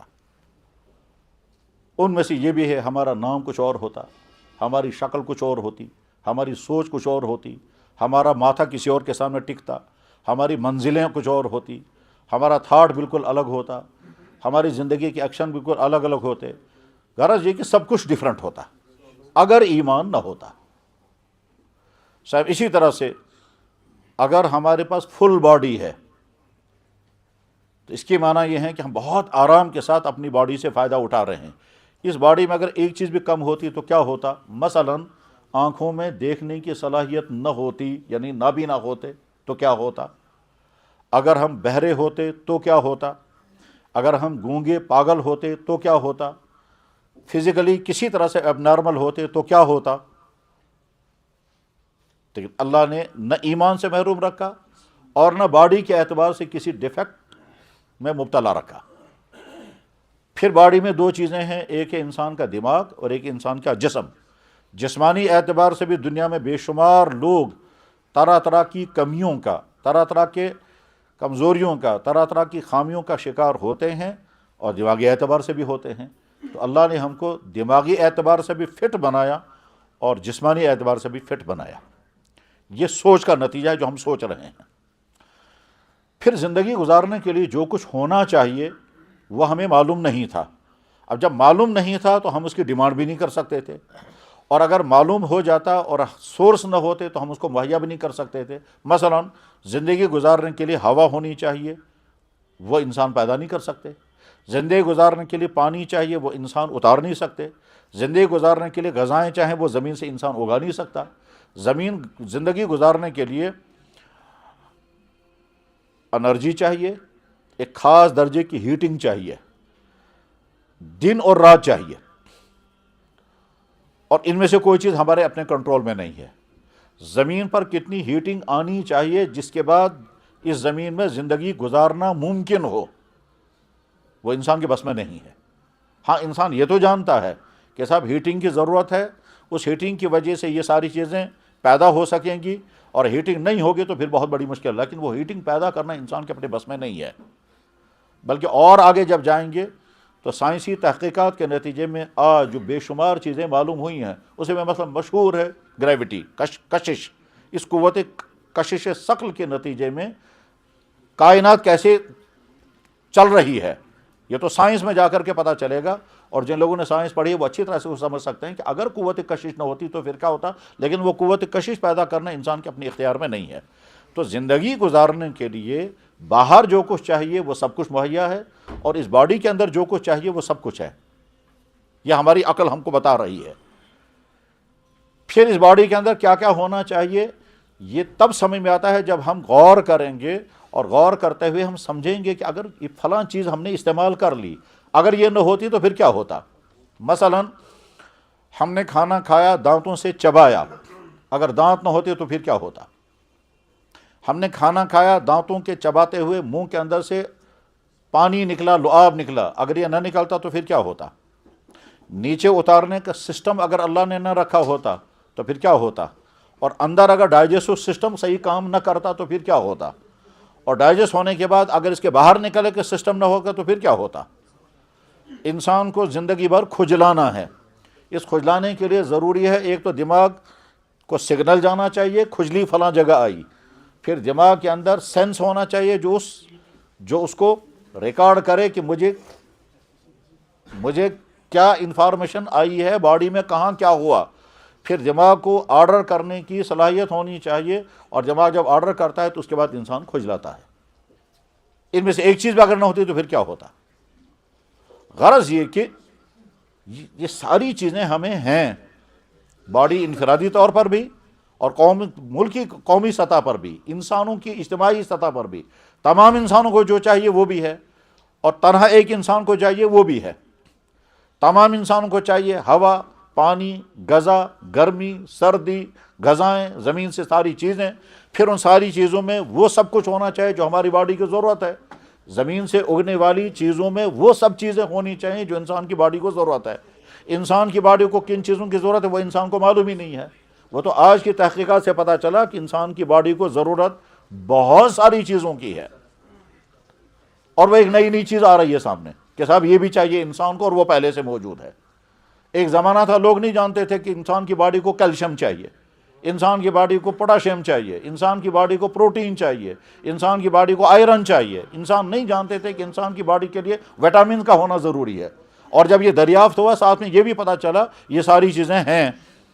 کچھ چیزیں گوشت میں ہیں، کچھ چیزیں دودھ میں ہیں، کچھ چیزیں ہواؤں میں ہیں، کچھ چیزیں گرمی میں ہیں، کچھ چیزیں غذاؤں میں ہیں، کچھ چیزیں پھلوں میں ہیں، کچھ چیزیں سبزیوں میں ہیں۔ یہ ساری چیزیں، یہ سب کچھ کس نے کیا؟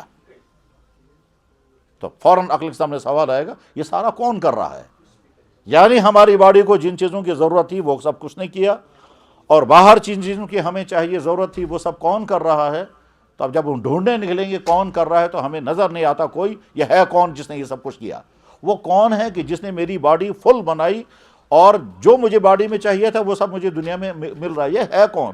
جب ہم تلاش کرنے کے لیے نکلے تو نہ اس سے ملاقات ہو سکتی ہے، نہ ہم اس سے پوچھ سکتے ہیں، نہ پتہ چل سکتا ہے۔ یہاں آ کر کے انسان عقل رک جائے گی۔ اب ہمارے سامنے ایک سوال بہت بڑا پیدا ہوا، مگر اس سوال کا جواب ہمیں نہیں مل سکتا، اور مل ہی نہیں سکتا، ممکن ہی نہیں ہے یہاں۔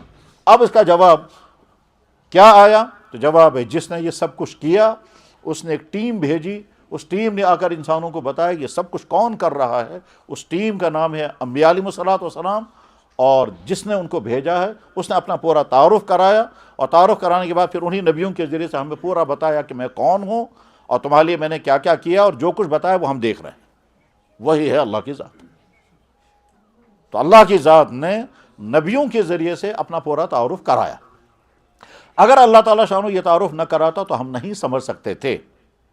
فرض کریں ہم میں سے کوئی انسان کسی جزیرے میں پہنچ جائے، اور اس جزیرے میں اس نے دیکھا ہے کہ بہت بڑا پیلس ہے، ایک محل ہے، اس محل کے اندر ساری چیزیں ہیں، جتنی چیزیں ہونی چاہیے وہ ساری چیزیں ہیں، بلکہ اس کے اندر ایک فارم بھی ہے، اس میں کو فارم بھی ہے، اس میں شیپ فارم بھی ہے، اس میں مرغوں کا فارم بھی ہے، اس میں دودھ بھی ہے، اس میں سب کچھ ہے وہاں، لیکن ہے نہیں کوئی جس نے یہ بیڈ روم میں جائیں گے، بیڈ روم میں جتنی چیزیں وہ بھی ہیں، کچن میں جائیں گے وہاں جتنی چیزیں ہونی چاہیے وہ بھی ہیں، اس میں پانی بھی ہے، اس میں ہیٹنگ بھی ہے، اس میں لائٹ بھی ہے، اس میں میٹنگ بھی ہے، ساری چیزیں ہیں۔ تو ہم ڈھونڈنے لگیں گے یہ بنایا کس نے ہے، یہ کیا کس نے ہے، اور یہ سارے انتظامات کس نے کیے ہیں۔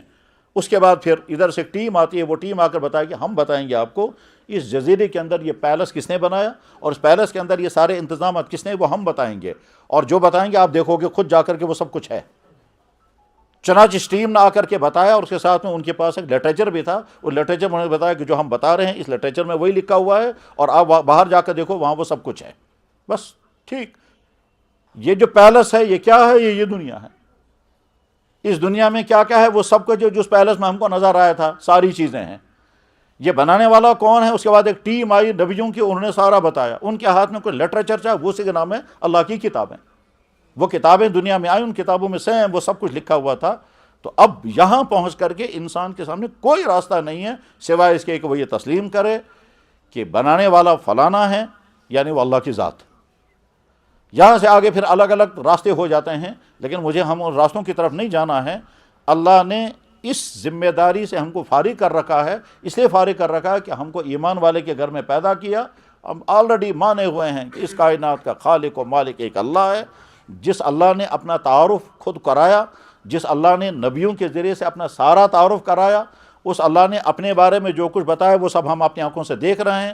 وہ اللہ یہ کہتا ہے کہ ماں کے پیٹ میں ایسے بناتا ہوں، تو آج کی ساری ایمبرالوجی وہی بتا رہی ہے۔ جو اللہ یہ بتا رہا ہے کہ زمین سے میں تمہارے لیے کیا کیا اگاتا ہوں اور کیسے اگاتا ہوں، ہم دیکھ رہے ہیں واقعی وہ سب کچھ ہے۔ وہ اللہ کہتا ہے میں تمہارے لیے پانی برساتا ہوں، پانی کو زمین میں سٹاک کرتا ہوں، ہم دیکھ رہے ہیں وہی ہے کہ واقعتاً آسمان سے پانی برستا ہے، اس کے بعد پھر زمین میں سٹاک ہوتا ہے، اور وہ زمین کا پانی پھر واپس نکل آتا ہے، اور اللہ کہہ رہے ہیں بار بار میں پانی زمین میں سٹاک تمہارے لیے کرتا ہوں، تم خود نہیں کر سکو گے۔ پھر میں زمین میں سٹاک کرتا ہوں لیکن زیادہ نیچے نہیں لے جاتا، زیادہ نیچے لے جاؤں گے تم چڑھا نہیں سکو گے۔ قل ارأیتم ان اصبح ماؤکم غورا فمن یأتیکم بماء معین، اگر میں پانی بہت نیچے لے جاؤں گے تو چڑھاؤ گے کیسے واپس ہو جائے۔ جو کچھ ہم یہاں کائنات میں دیکھ رہے ہیں وہ سب اللہ بیان کر رہے ہیں۔ اللہ قرآن کریم میں کہتا ہے غور کرو، اپنی جسموں پر بھی غور کرو، میری کائنات پہ بھی غور کرو، تو مجھے میرا تعارف تمہیں مل جائے گا۔ تمہیں جو کچھ چاہیے وہ سارا میں نے تمہیں عطا کر دیا ہے۔ تو الحمدللہ ہمیں الگ سے کوئی ریسرچ نہیں کرنا ہے، الحمدللہ ہمیں الگ سے کوئی خدا کو ڈھونڈنا نہیں ہے، کیونکہ اللہ کا تعارف آ چکا ہے، اور ہم ماں کے پیٹ سے ہی اس دنیا میں آئے اس حال میں کہ اس اللہ کو ہم ماننے والے ہیں، اس اللہ کے نبیوں کو ہم ماننے والے ہیں۔ اب جب اللہ نے ایمان کی دولت عطا فرمائی، اب یہاں پر آ کر پھر غور کرنا ہے، اگر اللہ نے یہ معاملہ ہمارے ساتھ نہ کیا ہوتا، یعنی اگر ہم ایمان والے کے گھر میں پیدا نہ ہوئے ہوتے تو ہم کہاں ہوتے؟ یا تو ہوتے ہی نہیں، یا ہوتے کہیں اور وہ کوئی اور جو ہے وہ ایک نہیں ہے، دنیا میں 5,500 مذہب ہیں، مشہور مذہب تو ہم سب جانتے ہیں کہ صاحب اسلام ہے، کرسچینٹی ہے، یہودیت ہے، یہ بدھزم ہے وغیرہ ہیں، لیکن ریسرچ میں پتہ چلتا ہے کہ دنیا میں 5,500 مذہب ہیں۔ اب کسی بھی مذہب، اور انہی مذہبوں میں سے ایک وہ بھی ہے جس کا نام مذہب نہیں ہے، لا مذہبیات، جس کو آپ چاہے ایتھیسزم کہیں، چاہے ایگنوسٹزم کہیں، چاہے کچھ اور کہیں۔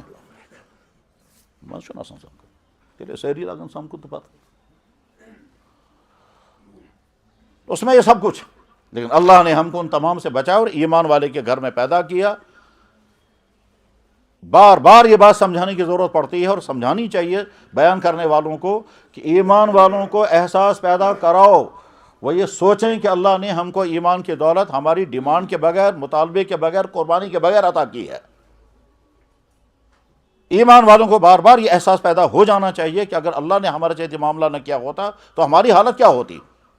ہو سکتا ہے بہت اچھی زندگی ہوتی، دنیاوی اعتبار سے بہترین لگژری لائف ہوتی، اچھے کھانے، اچھے مکان، اچھی فیسلٹیز، گاڑیاں بھی ہوتی، دنیا بھر کے ٹور بھی کرتے، عہدے ہوتے، دولت ہوتی، خاندان ہو، سب کچھ ہوتا، لیکن ایمان نہ ہوتا تو ہم کیا ہوتے؟ سب کچھ تھا مگر ایمان نہ ہوتے تو بہت بلندیوں پر پہنچے، فرعون سے آگے نہیں جا سکتے تھے، بہت ہی بلندیوں تک پہنچ جاتے، دولت میں قارون سے آگے نہیں جا سکتے تھے، بہت ہی بلندیوں پر ہوتے عہدوں کے اعتبار سے تو حامان وزیر تھا فرعون کا، اس سے بڑی وزارت نہیں مل سکتی، بہت ہی بلندیوں پر پہنچ جاتے، ساری دنیا کی حکومت ہمارے ہاتھ میں آتی، جیسے نمرود کے ہاتھ میں تھی، جیسے حضرت سلیمان علیہ السلام کے، اس سے آگے تو نہیں جا سکتے تھے، لیکن ایمان نہ ہوتا تو پھر بس، ایمان نہ ہوتا تو کیا ہوتا؟ یہ ایمان کی دولت اتنی بڑی نعمت و دولت ہے کہ اس دنیا کی اگر سوال کیا جائے سب سے بڑی دولت کیا ہے تو جواب ہے ایمان۔ کیوں سب سے بڑی دولت ہے؟ اللہ نے ساری کائنات بنائی، آخر میں کہا مجھے مانو، اور جب ہم اللہ کو مانیں گے اللہ کہیں گے بہت اچھا، اب تم میرے دائرے میں آ گئے۔ میں سب سے پہلے انسانوں سے یہی چاہتا ہوں، اے انسانوں تم کو جو کچھ چاہیے تھا وہ سارا میں نے اب ایک ہی میرا پہلا مطالبہ ہے، مجھے تم مانو۔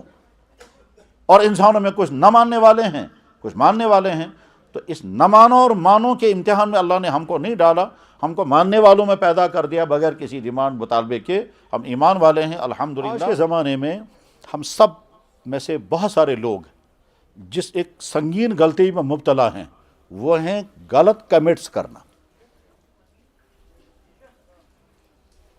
فرد پر، قوم پر، واقعے پر کمٹس کرنا۔ یہ کمٹس کرنا دراصل تب سارا کرنا ہے۔ کمٹس کرنے سے پہلے آدمی کو سوچنا ہے کہ مجھے اس کا جواب اللہ کے سامنے دینا ہے۔ میں اگر کسی آدمی کے بارے میں کوئی کمٹس کر رہا ہوں تو اللہ تعالیٰ شانو مجھ سے فرمائیں گے تم نے اس آدمی کے بارے میں یہ کہا ہے، دے دو اس کا ثبوت۔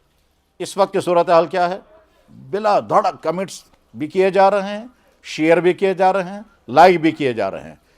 لائک کرنے سے پہلے سمجھنا ہے مجھے جواب دینا ہوگا، شیئر کرنے سے پہلے مجھے جواب دینا ہوگا کہ آپ کیا چیز دوسروں کو سنا رہے ہیں، اور کمنٹس کرنے سے پہلے جواب دینا ہوگا۔ بس میں ٹاپک ختم کر رہا ہوں، اس کے لیے قرآن کی آیت سناتا ہوں۔ اللہ تعالیٰ شان و ارشاد فرماتے ہیں ان السمع والبصر والفؤاد کل اولئک کان عنہ مسئولا۔ ایک ایک چیز میں سوال کروں گا، تم نے دماغ سے کیا سوچا یہ بھی میں پوچھوں گا، تم نے آنکھ سے کیا کیا دیکھا میں یہ بھی پوچھوں گا، تم نے کیا کیا تبصرے کیے میں یہ بھی پوچھوں گا۔ حضرت عمر بن خطاب رضی اللہ تعالیٰ عنہ رات کو گشت کرتے تھے، حکمراں ہونے کے باوجود حضرت عمر فاروق رضی اللہ عنہ رات کو مدینہ طیب کا راؤنڈ لگاتے تھے۔ کہیں کوئی واقعہ اگر ہوگا تو میں اس کے کیا مدد کرتا ہوں، اسی عجیب جی واقعات ہیں، بہت عجیب جی واقعات ہیں۔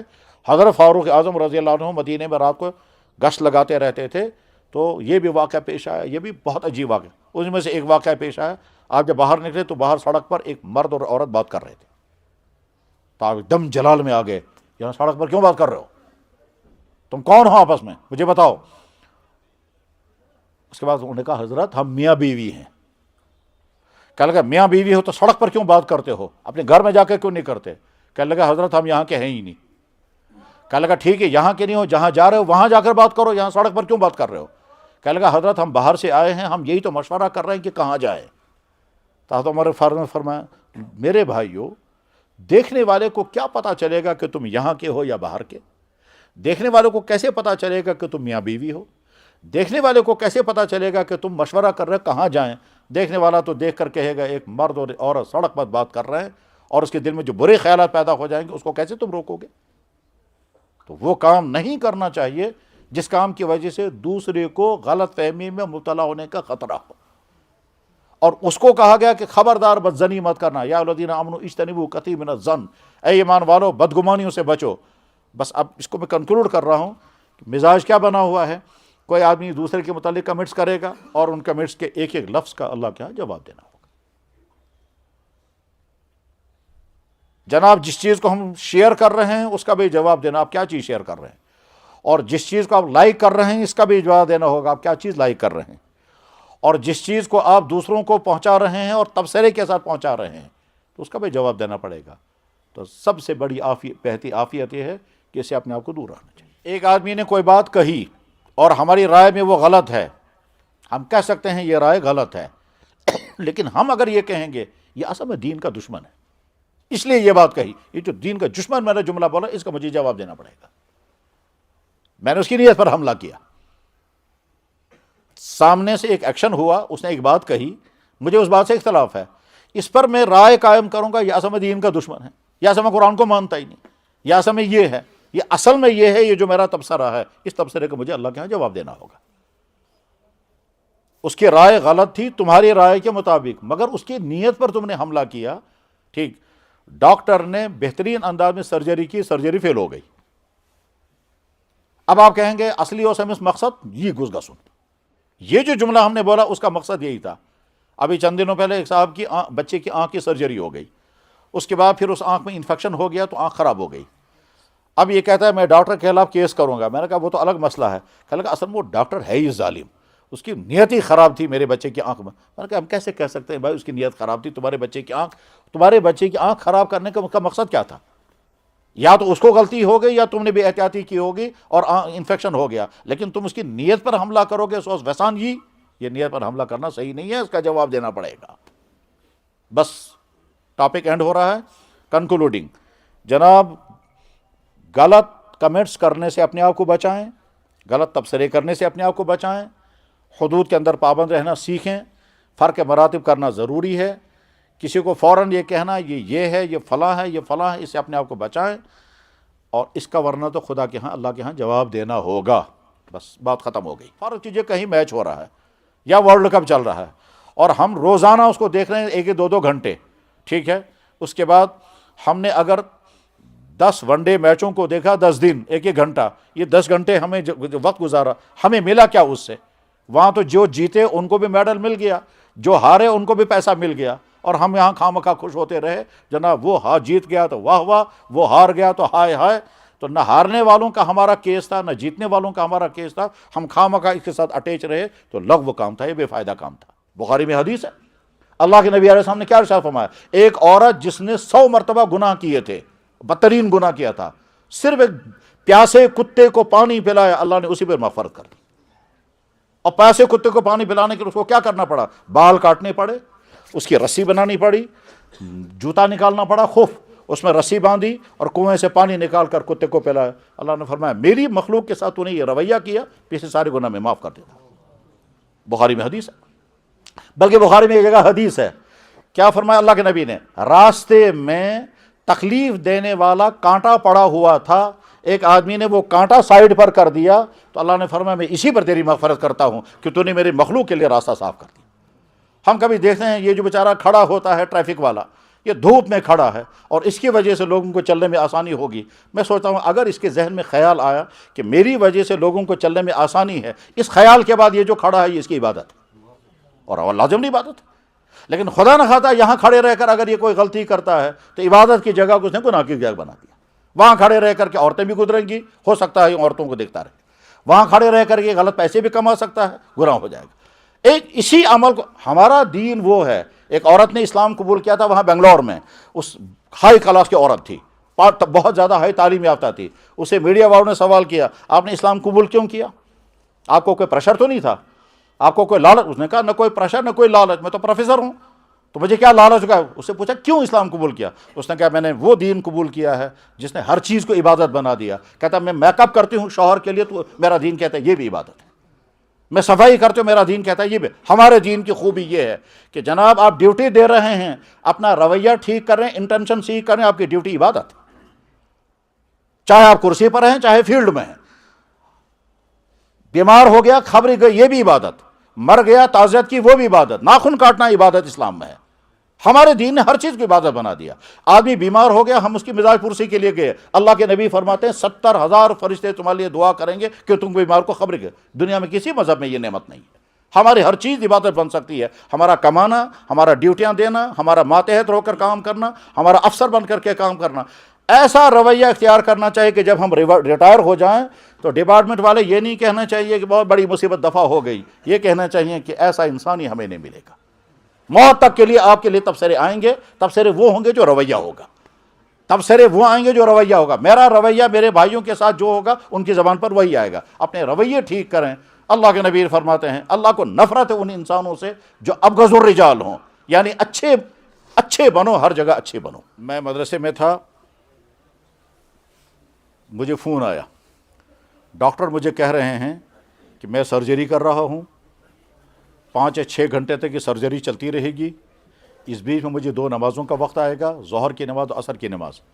اگر میں نماز پڑھنے کے لیے جاؤں گا تو مجھے کپڑے چینج کرنے ہیں، وضو کرنا ہے، ہاتھ پاؤں کو دھونا ہے، مجھے 15 منٹ لگیں گے، اور اس دوران پیشنٹ کا بہت لاس ہو جائے گا۔ تو مجھے نماز پڑھنی ہے یا ڈیوٹی دینی، یہ سرجری کنٹینیو کرنی ہے، اور 2 نمازیں مجھے چھوٹ سکتی ہیں۔ تو میں نے کہا کتابوں میں یہ لکھا ہوا ہے کہ آپ جس کنڈیشن میں ہیں اس کنڈیشن میں آپ کو سرجری چالو رکھنی ہے اور نماز چھوڑ دینی۔ میں نے کہا اپنے سر پر ہم نہیں لے سکتے، کتابوں میں یہ لکھا ہوا ہے کہ آپ جس کنڈیشن میں ہیں اس کنڈیشن میں آپ کو سرجری چالو رکھنی ہے، نماز آپ چھوڑ دیں، نماز بعد میں قضا پڑھیں گے آپ۔ ڈیٹیل مجھے بتانی چاہیے، اس کے دلائل دینے چاہیے، اس کا ثبوت دینا چاہیے۔ فون پر نہیں بتا سکتا، آپ کو شارٹ پہ مسئلہ بتا دیا، آپ سرجری کر رہے ہیں کرتے رہیں۔ سورا ہسپتال سے سرجن مجھے فون کر کے یہ مسئلہ پوچھ رہا تھا۔